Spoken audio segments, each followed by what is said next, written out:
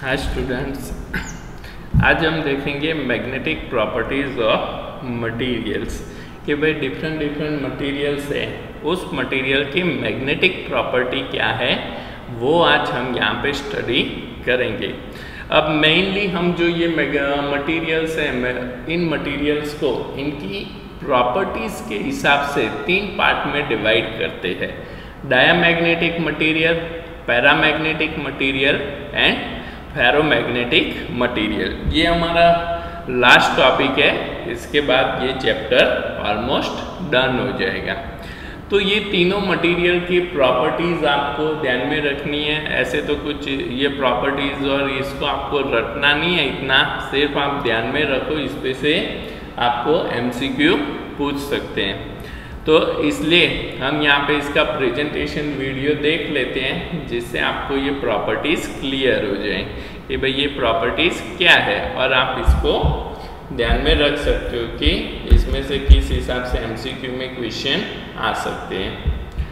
तो यहाँ पे पहला हमारा मटेरियल है डायामैग्नेटिक मटेरियल। ये जो है हमारा मैग्नेटिक मटेरियल है, जिसमें डायामैग्नेटिज्म वो क्या होता है, डायामैग्नेटिज्म भी उसको हम कहते हैं।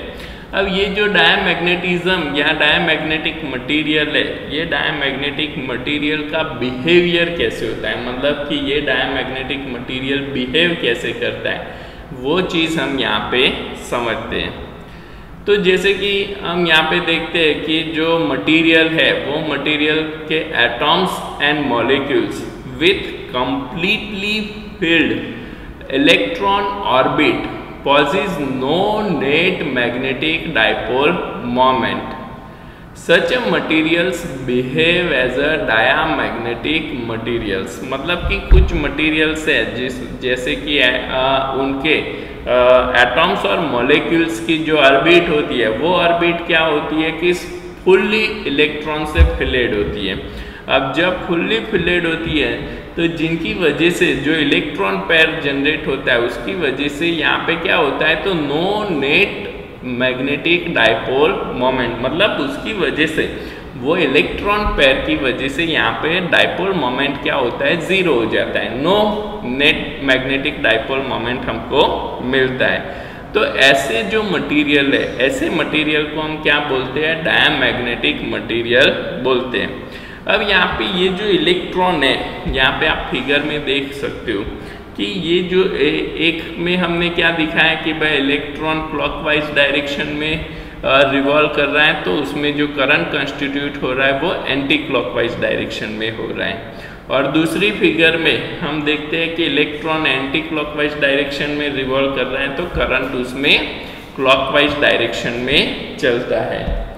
तो when the orbiting electron or current flow is brought in external magnetic field, कि जब ये इलेक्ट्रॉन को हम एक्सटर्नल मैग्नेटिक फील्ड में रखते हैं, जिसकी वजह से क्या होता है, तो the field induce a current as per Lenz law. तो यहाँ पे हमको पता है कि एज पर लेंस लॉ कि जब भी यहाँ पे इलेक्ट्रॉन है, ये इलेक्ट्रॉन रिवॉल्व करते हैं, ये इलेक्ट्रॉन रिवॉल्व करते हैं, उसकी वजह से यहाँ पे जो कुछ यहाँ पे ऑर्बिट में ऑर्बिटिंग इलेक्ट्रॉन है, उसकी वजह से रिवॉल्विंग की वजह से यहाँ पे कुछ करंट कंस्टिट्यूट होता है। और ये जो करंट इंड्यूस होता है, ये करंट की वजह से यहाँ पे मैग्नेटिक फील्ड इंड्यूस होता है, जिसकी हमको मैग्नेटिक मोमेंट यहाँ पे हम देखते हैं। तो ये हमको पहले फिगर में आप देखो तो ऊपर की डायरेक्शन में है, according to the right hand thumb rule हम इसकी मैग्नेटिक मोमेंट निकाल सकते हैं। दूसरा जो फिगर है उसमें हम देखते हैं तो उसमें क्या है, तो उसकी मैग्नेटिक मोमेंट हमको डाउनवर्ड डायरेक्शन में मिल रही है, और ये जो है वो क्या है, मैग्नेटिक फील्ड की डायरेक्शन है। ओके, तो magnetic dipole moment opposite to the direction of applied external magnetic field increases। मतलब यहाँ पे ये जो अप्लाइड एक्सटर्नल मैग्नेटिक फील्ड है, ओके बेटा, ये जो अप्लाइड एक्सटर्नल मैग्नेटिक फील्ड है, अब जब यहाँ पे हम देते हैं, इसमें देखते हैं कि भाई ये जो डाइपोल मोमेंट है, ये डाइपोल मोमेंट इससे कैसी होती है, अपोजिट होती है। तो जैसे जैसे ये इलेक्ट्रॉन स्पीडली रिवॉल्व करते जाते हैं, जैसे जैसे इनका रिवॉल्यूशन बढ़ता जाता है, स्पीडली होता जाता है, तो वैसे वैसे यहाँ पे ये जो डायपोल मोमेंट है, ये डायपोल मोमेंट भी क्या होता है, इंक्रीज होता जाता है। इनकी डायपोल मोमेंट क्या होती जाती है, इंक्रीज होती जाती है। और दूसरा, अगर हम दूसरी फिगर में देखें कि magnetic dipole moment along the direction of applied external magnetic field decrease, मतलब कि यहाँ पे इस कंडीशन में क्या हो रहा है कि भाई यहाँ पे जो सेम डायरेक्शन में जो एक्सटर्नल मैग्नेटिक फील्ड है, एक्सटर्नल मैग्नेटिक फील्ड में जो डायपोल मोमेंट होती है, वो डायपोल मोमेंट यहाँ पे क्या होती जा रही है, डिक्रीज होती जा रही है। और उसका जो एंटी क्लॉकवाइज जब इलेक्ट्रॉन रिवॉल्व होता है तो ये डायपोल मोमेंट यहाँ पे इंक्रीज होती जाती है। तो ये जो दोनों सिचुएशन है, ये दोनों सिचुएशन कैसी है, तो ये दोनों सिचुएशन साइमल्टेनियसली अकर करती है कि भाई जो इलेक्ट्रॉन क्लॉकवाइज डायरेक्शन में रिवॉल्व हो रहे हैं, उनकी वजह से जो डायपोल मोमेंट हमको मिल रही है वो क्या होती है, तो मैग्नेटिक फील्ड की सेम डायरेक्शन में होती है एज पर फिगर। तो वहाँ पे वो क्या होती है, तो कंटिन्यूसली वो डिक्रीज होती जाती है। और जब इलेक्ट्रॉन एंटी क्लॉकवाइज डायरेक्शन में रिवॉल्व करते हैं तो उसकी वजह से जो मैग्नेटिक मोमेंट है, वो मैग्नेटिक मोमेंट हमको ऑपोजिट डायरेक्शन में मिलती है। ऑपोजिट डायरेक्शन में मिलती है तो उसकी वजह से यहाँ पे क्या होता है, तो वो डिक्रीज होती जा रही है। तो जिसकी वजह से जो नेट डायपोल मोमेंट है, this results in a net magnetic dipole moment opposite to the direction of applied external magnetic field. मतलब इस पे से हम क्या कह सकते हैं कि भाई ये तो इस डायरेक्शन में है और यहाँ पे इंक्रीज कौन हो रहा है, ये इंक्रीज हो रहा है। तो इसकी जो नेट डायपोल मोमेंट है, वो डायपोल मोमेंट कैसी होगी, तो that is the opposite to the direction of, क्योंकि ये डिक्रीज हो रही है और ये इंक्रीज हो रही है। तो नेट तो कौन सी डायरेक्शन में, यही डायरेक्शन में नेट मिलेगी। तो net dipole moment always opposite to the external magnetic field, ये हम इस पे से कह सकते हैं। ओके बेटा, अब इसको थोड़ा और आगे हम यूजिंग द प्रॉपर्टीज समझे कि ये जो डायामैग्नेटिक मटेरियल है, डायामैग्नेटिक मटेरियल कैसे बिहेव करके, उनकी प्रॉपर्टी, बिहेवियरल प्रॉपर्टीज क्या है, ये अगर हम समझे तो यहाँ पे हम पहली प्रॉपर्टीज देखें कि भाई when a diamagnetic material is placed in an external magnetic field, जब हम इसको एक्सटर्नल मैग्नेटिक फील्ड में प्लेस करते हैं तो reduces magnetic field inside the material. Inside the material इसकी मैग्नेटिक फील्ड क्या होती है, रिड्यूस होती जा रही है। इनसाइड द मैग्नेटिक फील्ड ये क्या होती है, रिड्यूस हो रही है।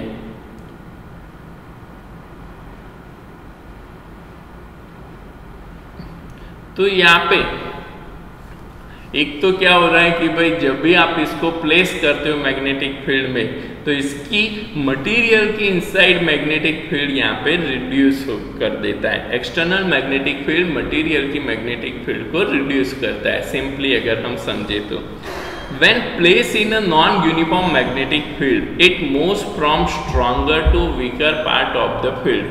कि जब हम ये मैग्नेटिक बार है, ये मैग्नेटिक बार को हम जब भी यूनिफॉर्म मैग्नेटिक फील्ड में प्लेस करते हैं तो ये क्या होता है, तो it moves from stronger to weaker part of the field. ये स्ट्रॉन्ग पार्ट से वीक पार्ट पे मूव करता है। मतलब समझो बेटा कि कोई एक डायमैग्नेटिक मटेरियल है, उसको जब आप एक साइड स्ट्रॉन्ग मैग्नेटिक फील्ड दे रहे हो और दूसरी साइड वीक मैग्नेटिक फील्ड दे रहे हो, तो ये मटेरियल कैसे मूव करेगा, तो ये मटेरियल स्ट्रॉन्ग मैग्नेटिक फील्ड से वीक मैग्नेटिक फील्ड की साइड में मूव कर रहा है। ये स्ट्रॉन्ग टू वीक मूव कर रहा है। इफ अ डायमैग्नेटिक लिक्विड, अगर हम थर्ड प्रॉपर्टी की तरफ आगे बढ़े तो जैसे आप यहाँ पे देखते हो कि भाई हमने क्या किया है, तो हमने यहाँ पे इफ अ डायमैग्नेटिक लिक्विड की जो हमारा मटेरियल है उसको क्या कर लिया, लिक्विड फॉर्म में ले लिया। तो if a diamagnetic liquid is filled in a U-tube, एक U-tube में ये लिक्विड को हमने फिल्ड कर दिया है। and one arm of the U-tube is placed in an external magnetic field. एक आर्म इसका आर्म क्या कर रहा है, एक्सटर्नल मैग्नेटिक फील्ड में प्लेस कर रहे हैं। तो यहाँ पे क्या हो रहा है, the liquid is push in the arm which is outside the field. मतलब यहाँ पे समझो बेटा कि हमने पहले यहाँ पे इक्वली, ये दोनों में इक्वली डायमैग्नेटिक मटेरियल यूट्यूब में आप फिल करते हो तो ये तो क्या हो जाता है, इक्वली हो जाता है। फिर जैसे ही हम इसको ये यूट्यूब के काम को हम क्या करते हैं, ये इसकी मैग्नेटिक फील्ड में प्लेस करते हैं, नॉर्थ टू साउथ इसकी मैग्नेटिक फील्ड में हमने इसको प्लेस किया।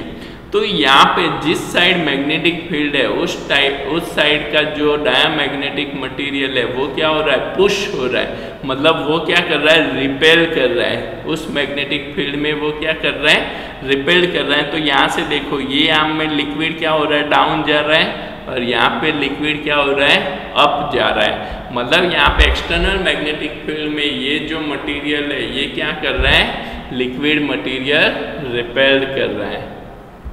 थर्ड प्रॉपर्टी हम समझते हैं, फोर्थ प्रॉपर्टी समझते हैं। If a rod of diamagnetic material is suspended freely in the magnetic field, it aligns itself in the direction perpendicular to the direction of external magnetic field। मतलब समझो कि कोई एक डायमैग्नेटिक मटेरियल का rod है, उसको हम मैग्नेटिक फील्ड में, जैसे यहाँ पे फिगर में हमको दिखाया है, ओके, ये जो पहला फिगर है इसमें जैसे हमको ये दिखाया है, तो ये हमने एक डायमैग्नेटिक मटेरियल का रॉड है उसको प्लेस किया है, और ये क्या है, तो अभी फ्रीली ये सस्पेंडेड है, ओके, ये फ्रीली सस्पेंड है।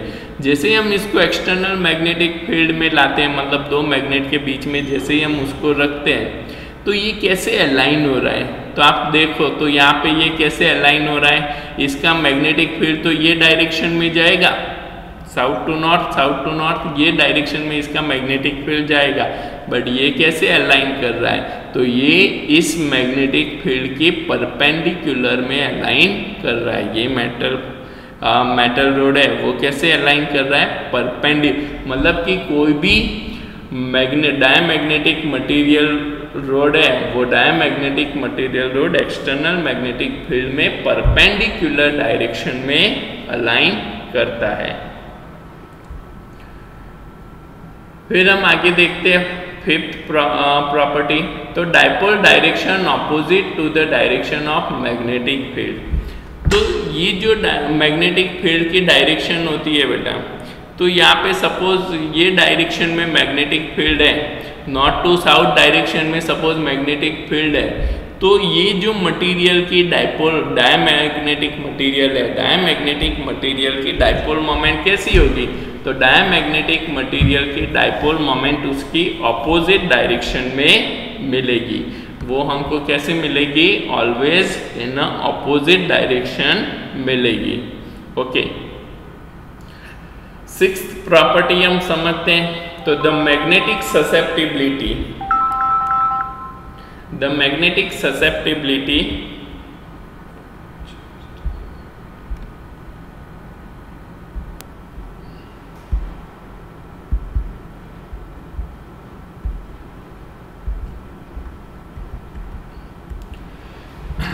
ओके स्टूडेंट्स, तो अब नेक्स्ट प्रॉपर्टी हम समझते हैं, फिफ्थ प्रॉपर्टी कि dipole direction is opposite to the direction of magnetic field. ये तो हमने देख लिया कि भाई डाइपोल की डायरेक्शन, जैसे यहाँ पे आप फिगर देखते हो, फिगर में जो ये डायरेक्शन है ये किसकी है, डाइपोल की डायरेक्शन, और यहाँ पे magnetic field let suppose assume करो कि नॉर्थ टू साउथ है, तो ये डायरेक्शन हमको कैसी मिल रही है, opposite to the direction of magnetic field.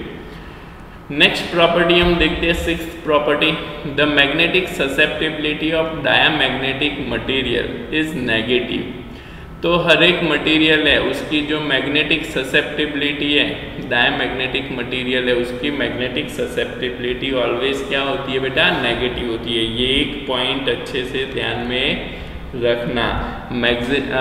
Magnetic susceptibility काई मैंने आपको बताया था, जो हमने डिराइव किया था इसके पहले थियरी में, उसमें हमने देखा था काई इज अ मैग्नेटिक ससेप्टिबिलिटी, और वो क्या होता है, एक नंबर ही होता है। डायमेंशनलेस क्वांटिटी है और ये एक नंबर होता है, मतलब अगर ये नेगेटिव होता है तो वो सारे मटेरियल कौन से होंगे, तो that all materials are the diamagnetic material. ये सारे मटेरियल डायमैग्नेटिक मटेरियल है। This materials are repelled by magnet. और ये जो मटेरियल है, ये सारे मटेरियल जब भी आप कोई मैग्नेट के करीब इसको लेके जाते हो तो ये क्या करते हैं, they are repelled by the magnet. Magnet से ये रिपेल्ड होते हैं। अब नेक्स्ट आगे हम चलें तो 8 नंबर की प्रॉपर्टी। तो 8 नंबर की प्रॉपर्टी क्या है, तो जैसे आपको यहाँ पे फिगर में दिखा है, तो फिगर में हमने क्या किया कि एक ग्लास लिया है, ओके, वॉच ग्लास लिया है, और उसमें जैसे ही हम कुछ आयन कोर रखते हैं तो ये आयन कोर में बीच में क्या हो जाता है, डिप्रेशन हो जाता है। आप यहाँ पे देखते हो तो ये क्या हो गया, डिप्रेशन हो गया, मतलब इसके क्या हो गए, सेंटर में डिप्रेशन हो गया। जैसे 2 पोल बन गए को, ऐसे इसका डिप्रेशन आता है। तो जब भी आप वॉच ग्लास में और उसमें कुछ आयन कोर और ये मटेरियल्स आप फिलेट करते हो, डायमैग्नेटिक मटेरियल आप फिलेट करते हो, तो उसकी वजह से यहाँ पे ये क्या होता है, तो इसके सेंटर में डिप्रेशन आ जाते हैं और 2 पोल्स इसके बन जाते हैं। फिर आगे अगर हम समझे तो ये जो डायमैग्नेटिक मटेरियल्स है, ये कौन से मटेरियल्स हैं, तो copper, gold metal, bismuth and many metals, lead, silicon, glass, water, would, plastic etcetera. तो यहाँ पे ये जो सारे मटेरियल है, ये सारे मटेरियल कौन से हैं, तो डायमैग्नेटिक मटेरियल्स कौन से हैं, तो कॉपर है, गोल्ड है, मेटल है, बिस्मथ है and many metals, lead, silicon, glass, water, would, plastic, ये सारे क्या है, तो ये सारे मटेरियल डायमैग्नेटिक मटेरियल्स होते हैं। ये सारे मटेरियल कौन से है, डायमैग्नेटिक मटेरियल है। ओके बेटा, अब इससे आगे हम समझे तो हमारा दूसरा मटेरियल और दूसरी प्रॉपर्टी है पैरामैग्नेटिज्म। दूसरी प्रॉपर्टी और दूसरा मटेरियल हमारा कौन सा है, पैरामैग्नेटिक मटेरियल। तो पैरामैग्नेटिक मटेरियल में क्या होता है, तो atom molecules having unpaired electron possess a net magnetic dipole moment. जैसे डायमैग्नेटिक मटेरियल था, डायमैग्नेटिक मटेरियल में क्या था, तो डायमैग्नेटिक मटेरियल में 2 इलेक्ट्रॉन्स वहाँ पे डायपोल बनाते थे और उसकी वजह से वहाँ पे मैग्नेटिक मोमेंट हमको मिलती थी। बट यहाँ पे कैसा होता है, तो जैसे आप फिगर में देखते हो तो फिगर में आपको दिख रहा है ये येलो लाइंस जो है, येलो एरो जो दिख रहे हैं, वो येलो एरो क्या है, तो ये येलो एरोज इसके डायपोल मोमेंट हमको दिख रहे हैं। तो ये सारे कैसे हैं, रैंडम है, ये सारे कैसे हैं, रैंडम है। तो atoms molecules having unpaired electrons possess a net magnetic dipole moment.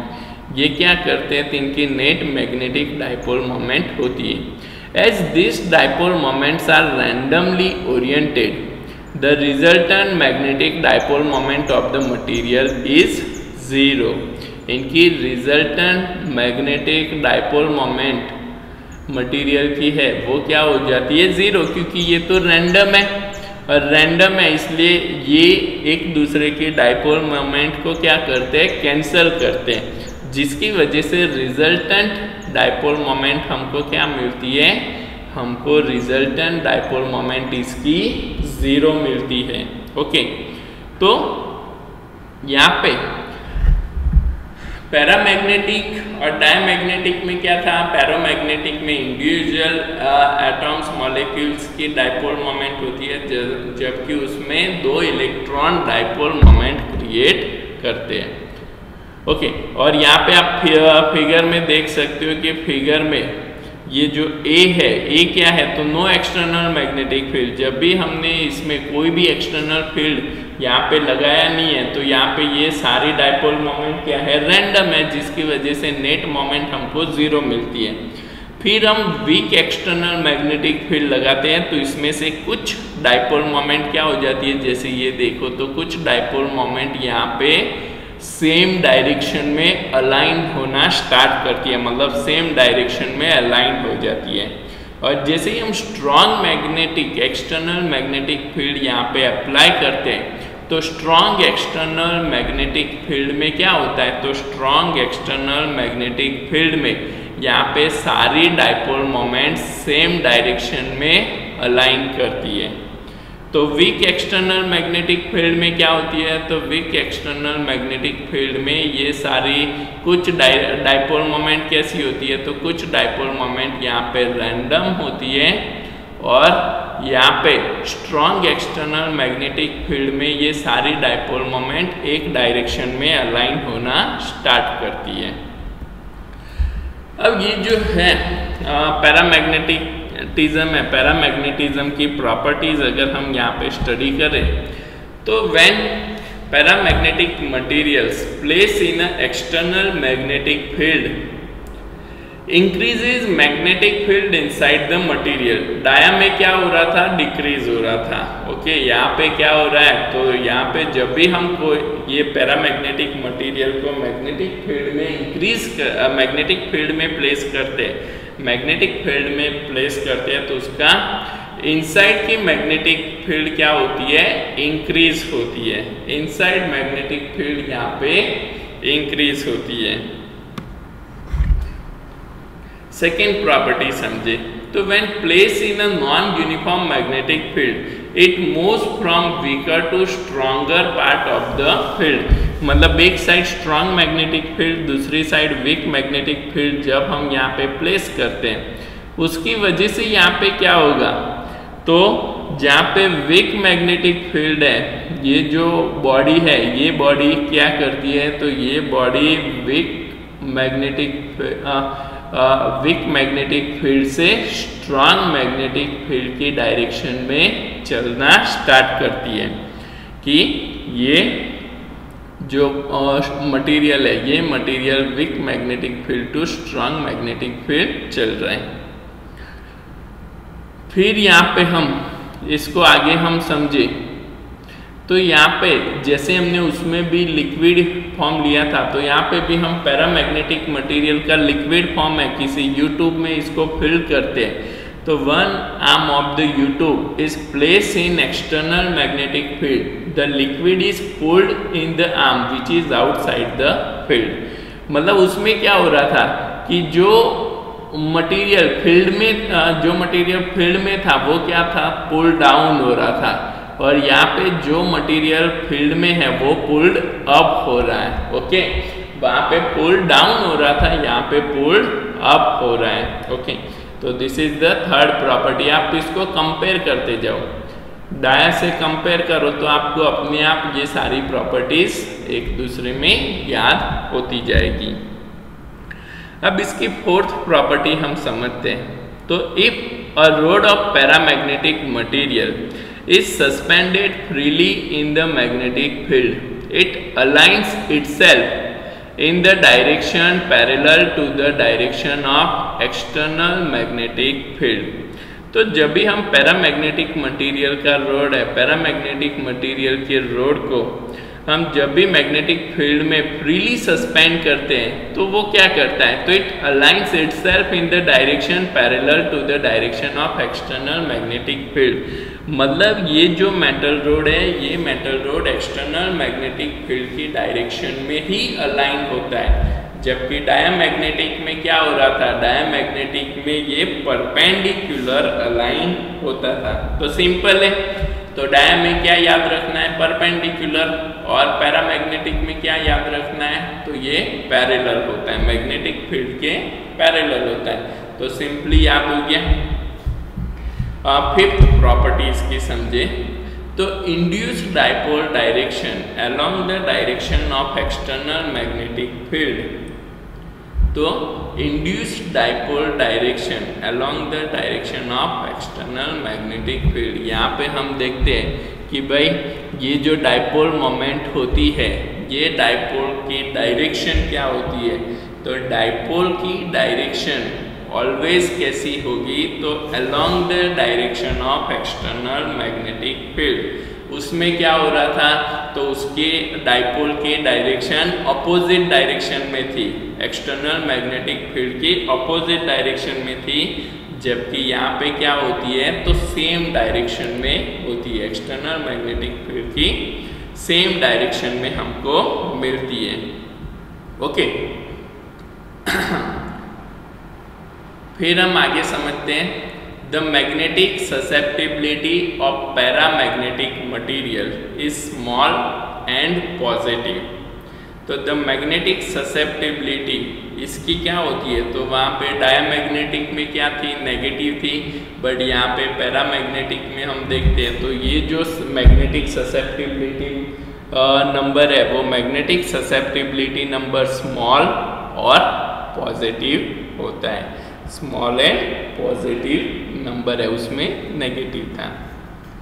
Okay this materials are attracted by a magnet. डाया में क्या था, तो diamagnetic materials are repelled by a magnet, जबकि paramagnetic materials are attracted by a magnet, magnet से ये attract होते हैं। तो आप उसको कंपैरिजन में इजीली याद रख सकते हो। फिर when place in a watch glass and 1-2 poles it shows elevation at centre. तो यहाँ पे उसमें क्या आ रहा था, डिप्रेशन आ रहा था। ओके बीच में सेंटर में वहाँ पे क्या हो रहा था, आप देखो तो ये डिप्रेशन हो रहा था, जबकि यहाँ पे क्या हो रहा है, एलिवेशन हो रहा है। तो when place in a watch glass and on 2 poles it shows elevation at center, centre पे वो एलिवेट होता है, ठीक है, यहाँ पे सेंटर पे ये एलिवेट हो रहा है। इसके जो मटेरियल है, इसके एग्जांपल अगर हम समझे तो एग्जांपल ऑफ पैरामैग्नेटिक मटेरियल्स क्या है, magnesium, lithium, molybdenum, tantalum and salts such as MnSO4, H2O and oxygen gas. ये सारे मटेरियल है, ये सारे मटेरियल कौन से हैं, तो this materials are called the paramagnetic material. तो बेटा यहाँ पे सिंपल आप कंपेयर करके इसके प्रॉपर्टीज भी याद रख सकते हो ऐसे। तो हमने दो मटेरियल अब तक देखे, दो कैरेक्टरिस्टिक हमने यहाँ पे समझी, diamagnetic material and paramagnetic material. अब पैरामैग्नेटिक मटेरियल में आपको एक लॉ पढ़ना है, that is called the Curie law. Curie law ये टेम्परेचर डिपेंडेंस है, मतलब कि जब भी जैसे हमने यहाँ पे देखा तो यहाँ पे ये जो मटेरियल्स है पैरामैग्नेटिक मटेरियल्स क्या करते हैं, तो पैरामैग्नेटिक मटेरियल में अट्रैक्टिव फोर्स लगता है, मतलब कि ये वीकली अट्रैक्ट करते हैं। जब भी हम इसको एक्सटर्नल मैग्नेटिक फील्ड में रखते हैं तो ये वीकली अट्रैक्ट करते हैं, बट जब भी इसका टेम्परेचर इंक्रीज होता है, समझना बेटा, जब भी इसका टेम्परेचर इंक्रीज होता है तो इसका ससेप्टिबिलिटी जो रेट है वो क्या होता है, डिक्रीज होता है। उसका जो ससेप्टिबिलिटी नंबर है, ससेप्टिबिलिटी नंबर क्या होता है, डिक्रीज होता है। और ये ससेप्टिबिलिटी नंबर मैंने आपको पहले भी बोला था कि ये क्या शो करता है, it shows the magnetization of the material, material का मैग्नेटाइजेशन, मतलब जैसे जैसे टेम्परेचर इंक्रीज होता है वैसे वैसे पैरामैग्नेटिक मटेरियल का मैग्नेटाइजेशन क्या होता है, डिक्रीज होता है या वीक होता जाता है। तो उसी को हम बोलते हैं क्यूरी लॉ। तो यहाँ पे आप समझते हो कि भाई the magnetization M in a paramagnetic material is directly proportional to applied magnetic field B and inversely proportional to absolute temperature T of the material। कि भाई सिंपली जो भी हमने पैरामैग्नेटिक मटेरियल लिया है उसका जो मैग्नेटाइजेशन है, ये मैग्नेटाइजेशन क्या होता है बेटा, तो ये मैग्नेटाइजेशन यहाँ पे it is directly proportional to applied magnetic field B and inversely proportional to absolute temperature T of the material। तो मटेरियल के टेम्परेचर से ये क्या होता है, तो इनवर्स प्रपोर्शन होता है, और यहाँ पे ये मैग्नेटिक फील्ड का डायरेक्ट प्रपोज होता है। यहाँ पे आप देखते हो तो ये जो C है, C क्या है, तो C is a proportionality constant, इसको हम क्यूरी कांस्टेंट भी कहते हैं, इसको हम क्या बोलते हैं, क्यूरी कांस्टेंट भी कहते हैं या प्रोपोर्शनैलिटी कांस्टेंट भी कहते हैं। अब हमको पता है, आगे भी हमने ये मैग्नेटाइजेशन में डिराइव किया था कि magnetic field is equals to magnetic permeability of free space into magnetic intensity. तो B की वैल्यू हम इसमें पुट करते हैं तो मैग्नेटाइजेशन M हमको क्या मिलेगा, तो M equals to C into mu naught into H by T। H क्या है, मैग्नेटिक इंटेंसिटी है, T क्या है, टेम्परेचर है, M क्या है, मैग्नेटाइजेशन है। अब यहाँ पे मैग्नेटाइजेशन बाय मैग्नेटिक इंटेंसिटी, इसको तो हम क्या बोलते हैं, ससेप्टिबिलिटी ऑफ द मटेरियल काई। ये क्या होता है, ससेप्टिबिलिटी ऑफ द मटेरियल काई। तो M बाई H रेशियो तो हमको क्या मिल रहा है, काई है ये susceptibility, is equals to Curie constant C into mu naught by T। ये क्या होता है, Curie constant C into mu naught by T हमको ये मिलता है। तो यहाँ पे ससेप्टिबिलिटी काय इक्वल्स टू क्या होगा, तो susceptibility chi equals to mu of R minus 1 equals to C into mu naught into T। ये क्या होता है, C into mu naught into T। तो susceptibility chi is inversely proportional to, क्योंकि C भी क्या है, कांस्टेंट है, और म्यू नॉट भी क्या है, तो कांस्टेंट है। तो chi is proportionality inversely proportional to temperature T, मतलब ससेप्टिबिलिटी होती है पैरामैग्नेटिक मटेरियल की ससेप्टिबिलिटी इसके एब्सोल्यूट टेम्परेचर से इनवर्स होती है। मतलब जैसे टेम्परेचर इंक्रीज होगा इसका ससेप्टिबिलिटी रेट क्या होगा, ससेप्टिबिलिटी नंबर इसका डिक्रीज होगा, तो उसका मैग्नेटाइजेशन भी क्या होगा, तो इसका मैग्नेटाइजेशन यहाँ पे वीक होता जाएगा। ओके बेटा, तो आज हम ये दो मटेरियल्स को समझते हैं। नेक्स्ट हम जो फेरोमैग्नेटिक मटेरियल है, फेरोमैग्नेटिक मटेरियल को हम समझेंगे, ठीक है। तो ऑलमोस्ट नेक्स्ट क्लास में हमारा ये चैप्टर थ्योरिकल पोर्शन खत्म कर लेंगे। आज के लिए हम इतना रखते हैं।